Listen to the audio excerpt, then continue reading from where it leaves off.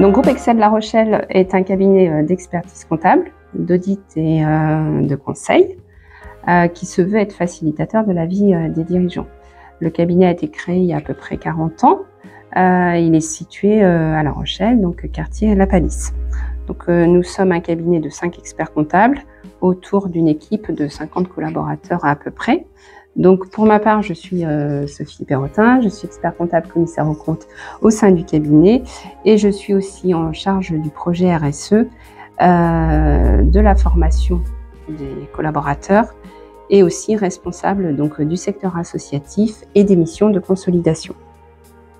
Donc, nous sommes un cabinet qui accompagne environ 800 clients, que ce soit en expertise ou en audit, des clients alors de taille très variée, une profession indépendante, artisans, profession libérale, PME, entreprises un peu plus importantes et groupes de sociétés. Et nous avons aussi un volume assez important d'associations. Concernant les secteurs d'activité de nos clients, donc c'est assez varié, industrie, agroalimentaire, nautisme, hôtellerie, restauration, bâtiment, immobilier, et effectivement aussi le secteur associatif et en particulier le médico-social. Et au-delà en fait de nos métiers d'expertise et d'audit, nous souhaitons offrir à nos clients un accompagnement à 360 degrés en proposant des prestations complémentaires. Et donc en l'occurrence, nous proposons des missions RH et sociales, des prestations informatiques et de cybersécurité, des missions exceptionnelles d'évaluation d'entreprise, d'études prévisionnelles, d'audit d'acquisition, des missions de consolidation pour les groupes de sociétés. Et aussi, nous développons une offre de services autour des prestations administratives, pas uniquement comptables, qu'on appelle du full service. Voilà. Et notre prochaine offre de service sera orientée autour de la directive CSRD et l'accompagnement de nos clients dans cette perspective et notamment la certification des futurs rapports de durabilité.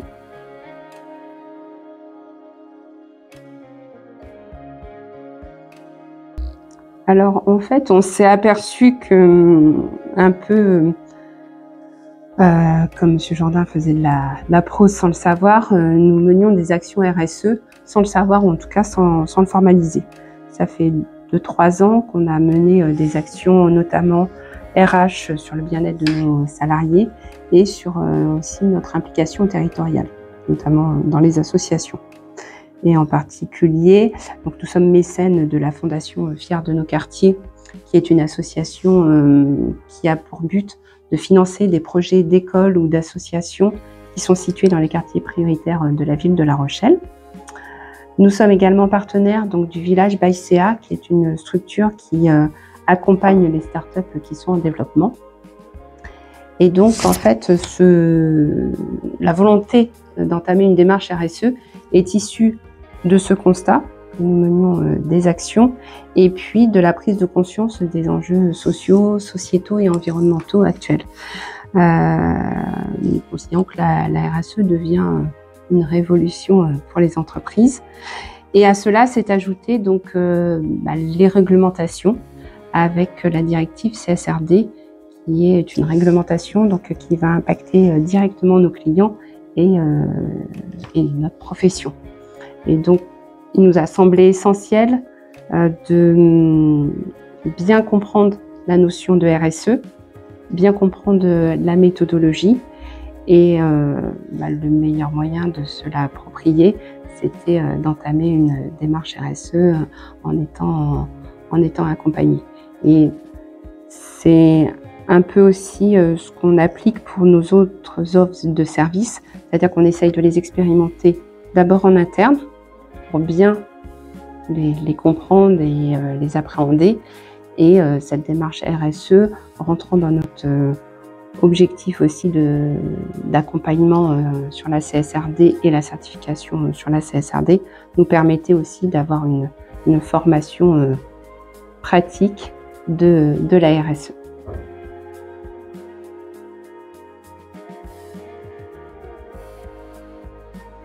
Alors, une des principales difficultés pour moi, c'était la méconnaissance en fait des équipes en interne de la RSE. La RSE est souvent vue uniquement sous l'angle des enjeux climatiques et environnementaux, même si ça en fait partie. Et les équipes avaient du mal, je pense, à faire la corrélation entre la RSE et nos activités. Et en apparence, ce ne sont pas les plus impactantes en environnement, en tout cas en apparence. Et puis la crainte aussi des équipes que ce soit chronophage et contre-productif. Donc ça, c'était, je pense, une des premières difficultés. Mais nous, au niveau de la direction, donc, on était très conscients des enjeux incontournables de la RSE. Et donc, c'était un souhait de concrétiser cette démarche RSE. Et puis l'autre difficulté, c'était, je pense, la nouveauté. Donc on n'avait pas de recul par rapport à la RSE et on n'avait pas d'expérience. Et donc il nous semblait important de recourir à un cabinet qui soit spécialisé en la matière. Comme nous accompagnons nos clients sur nos propres domaines d'expertise.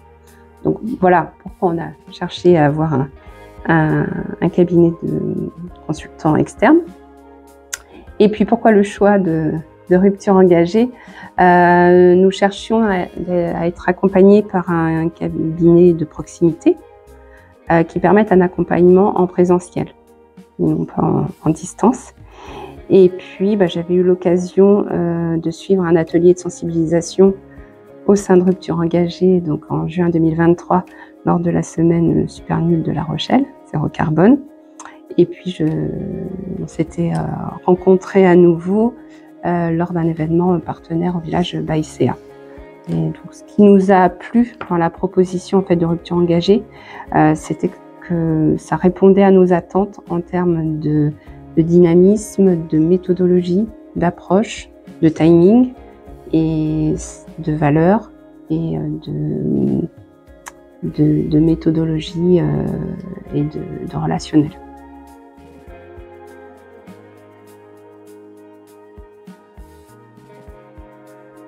Alors les grandes étapes, ça a commencé, je pense, par déjà des ateliers de sensibilisation que j'ai suivis, des conférences auxquelles j'ai participé, pour commencer à m'imprégner en fait de la RSE. Et puis quand on s'est décidé effectivement à lancer concrètement la démarche, donc ça a débuté fin 2023 avec des ateliers de sensibilisation que Charline a organisé au sein du cabinet. Donc des ateliers qui étaient à la fois informatifs et puis interactifs. Des ateliers qui ont été très appréciés par l'ensemble de l'équipe. Donc ça permettait de vulgariser la RSE et de démystifier un petit peu ce qu'il y avait autour. Suite à ces ateliers, donc Charline a procédé à un audit diagnostic de l'existant et notamment en interrogeant les parties prenantes, nos salariés. Ceci afin de bâtir donc notre matrice de matérialité et d'identifier les enjeux prioritaires, nos points forts et nos axes de progression. Suite à cet audit, donc une série d'ateliers collaboratifs se sont déroulés avec le groupe projet où on était 3 personnes et ou avec le comité de direction. Et donc ces ateliers ont permis de définir les objectifs prioritaires et un plan d'action. Donc nos objectifs ils sont déclinés en 5 piliers: la gouvernance, l'éthique des affaires, l'environnement, le social et l'engagement territorial. Donc cette démarche a conduit à l'élaboration de notre charte RSE au mois de juin de cette année, et charte que nous avons présentée à l'ensemble de l'équipe en juillet lors de notre séminaire annuel. Et nous avons à l'occasion donc défini notre raison d'être en termes RSE, mais qui s'intègre à nos valeurs et à notre philosophie. Pour nous, la raison d'être, c'est inspirer, accompagner et faciliter la vie des dirigeants et dirigeantes d'entreprise et des décisionnaires d'organisation dans leur parcours vers un développement durable et responsable. Et puis cette présentation de la charte a été plutôt bien perçue par l'ensemble de l'équipe, avec une forte adhésion lors d'un quiz de satisfaction qui était à l'issue de cette présentation. Donc voilà où on en était au niveau de cet été.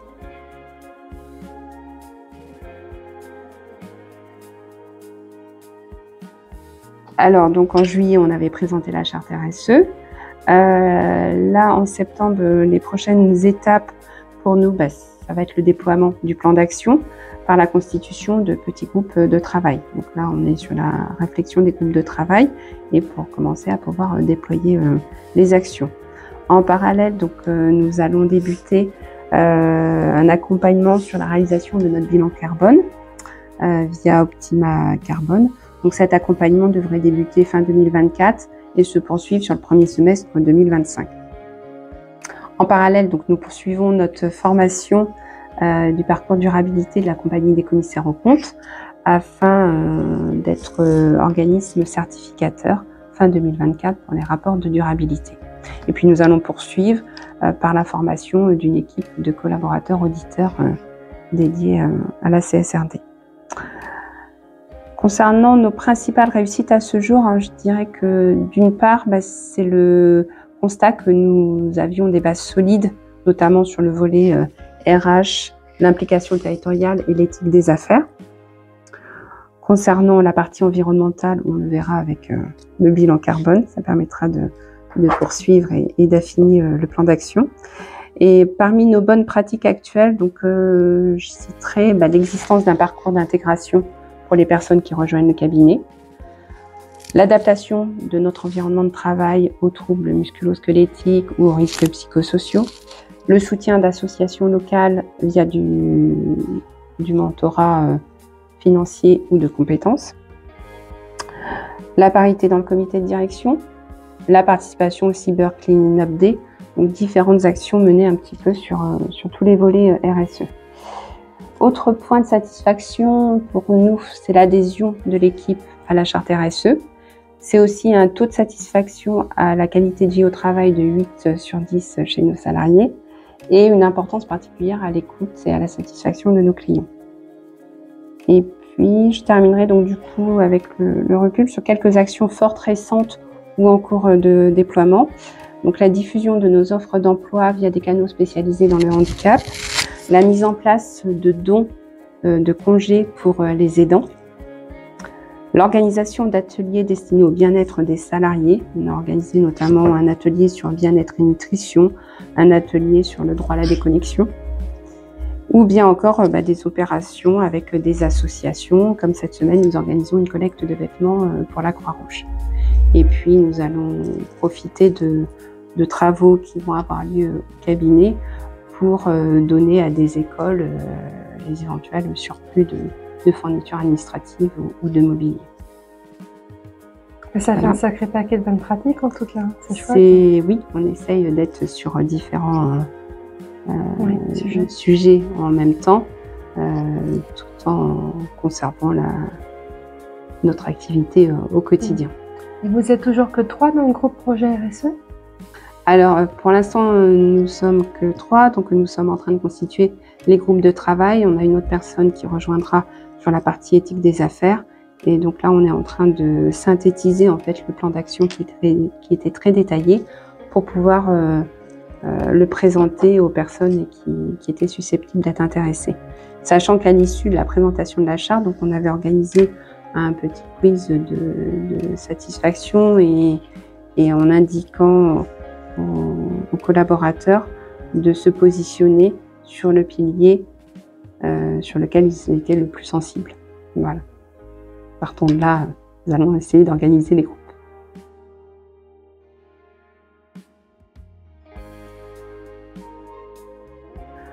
Alors, comme je le disais, c'était une nouveauté pour nous, la RSE. Donc, Rupture Engagée nous a apporté son expertise et son expérience en la matière. C'est aussi un regard externe qui, je crois, apporte de la crédibilité à la démarche, déjà en interne vis-à-vis de nos collaborateurs, et puis par la suite en externe vis-à-vis des clients. C'est un cabinet donc de proximité qui a permis de créer une relation d'écoute et d'échange et d'avoir des ateliers, des séances de travail très productives. Nous avons beaucoup apprécié le dynamisme de Charline, le tien aussi Marion, et vos qualités pédagogiques pour rendre accessible et vivant la RSE à tous. Donc nous envisageons de créer et de maintenir ce lien par le suivi de nos actions, par l'organisation d'ateliers de sensibilisation régulièrement et aussi pour l'accompagnement de l'obtention d'un label. Vous nous avez aussi apporté des idées d'action, on n'en avait pas forcément, et puis ça a été un moyen aussi de bien positionner nos points forts et nos axes de progression. Et puis c'est également vous qui nous avez orientés vers le cabinet agréé pour la réalisation du bilan carbone avec lequel nous allons collaborer dans les prochains mois.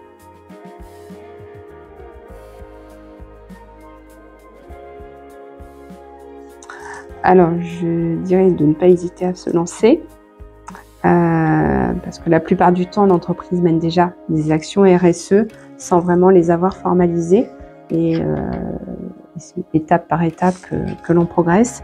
Et effectivement, je dirais qu'il ne faut pas se précipiter, procéder par étapes et se faire accompagner par un cabinet externe qui a la méthodologie et l'habitude d'orienter vers les enjeux prioritaires. Un élément essentiel pour moi, c'est l'adhésion de la direction, la démarche RSE, que l'entreprise ait des valeurs, que l'entreprise ait une stratégie, et puis que la démarche RSE s'intègre dans ces valeurs et dans cette stratégie. C'est à mon avis la base pour qu'une démarche RSE puisse fonctionner. Et puis après, dans l'accompagnement lui-même, je conseillerais de débuter la démarche par des actions de sensibilisation et de formation à l'ensemble des équipes, de constituer un petit groupe projet RSE de personnes volontaires et engagées et de bien prévoir d'allouer du temps aux différents ateliers, à la construction en fait de ce plan d'action et de l'intégrer dans le planning pour que ça ne vienne pas pénaliser l'activité courante de l'entreprise. Et puis tout au long de la démarche, de communiquer à l'ensemble de l'équipe, soit par des petites informations diffuses, soit un peu ce qu'on avait fait en partant du calendrier des événements RSE, de profiter de ces occasions pour informer sur l'écologie, informer sur les volets sociétaux, ou organiser des actions en lien avec les événements RSE. Et puis je rappellerai aux entreprises que la mise en place d'une démarche RSE, ça peut être un facteur de compétitivité, c'est un facteur d'attractivité pour recruter des nouveaux collaborateurs, c'est aussi un facteur de mieux-être des salariés. D'un point de vue financier, ça permet d'obtenir des financements à des taux privilégiés, de répondre à des appels d'offres et puis de manière plus générale, de connaître son impact environnemental et d'essayer de mener des actions pour maîtriser et réduire cet impact environnemental. Et puis la RSE, qui était plutôt une démarche volontaire, devient par les aspects réglementaires une obligation. Et donc de rappeler aux entreprises que certaines sociétés seront concernées directement par la directive CSRD, mais que beaucoup d'entreprises, par voie de conséquence, vont être impactées puisque ces entreprises risquent d'être dans la chaîne de valeur des groupes de sociétés qui, eux, seront concernés directement.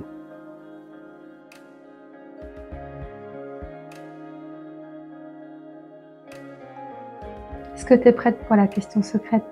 Non. Plutôt pain au chocolat ou chocolatine?